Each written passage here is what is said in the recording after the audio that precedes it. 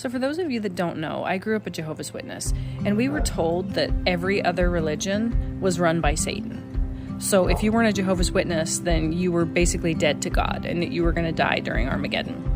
And so, as you can imagine, when I read the Bible for myself, it was pretty terrifying, because as you read it, you realize how wrong the Watchtower was. There's no way that you can read the Bible and come up with the conclusions that the Watchtower has. You can only come up with those by reading the Watchtower. So I knew that I had to get out. And I also spent about 3 years researching like Baptist, Pentecostal, Catholic, Lutheran. And even though they all have different teachings, like as far as their baptism methods, or, Mary, or how they do their judgment or forgiveness of sins, like all of those things were different. But the core thing was that they all believe in Jesus. They all believe that he lived and that he died for us and that he rose from the dead on the third day. And as we know from the Bible, that's what's important. That's the main part of the Bible. So if you're Satan and you're trying to disrupt things, you're trying to disrupt God's plan, what a perfect way to turn Christians against each other. Here, they all have this belief in Jesus, but let's put in these little things that make them all different to where they don't like each other.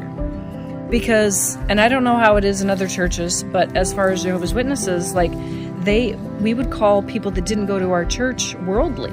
We literally have a different name for people that weren't in our church. And I know other churches can be that way too, where they judge others oh yeah, you're Baptist. Oh, okay. And so if you're Satan, what a great way to get all these people that would otherwise agree, then to throw in these teachings that make them kind of turn against each other and become enemies. And we know, because Paul talks about this also in 1 Corinthians, he saw this coming. Because he says, some of you say, I follow Paul. Another say, I follow Apollos. Another, I follow Cephas. Is Christ divided? And we know from the Bible that no, absolutely not. The church is his body, and there's only one name that saves us. So I'm not saying that doctrine doesn't matter, but when these little doctrinal disagreements turn brothers into enemies, that's when the devil wins. So I guess what I'm saying is just stop looking for the one true church and just find the one that Jesus belongs to. Stop competing with each other.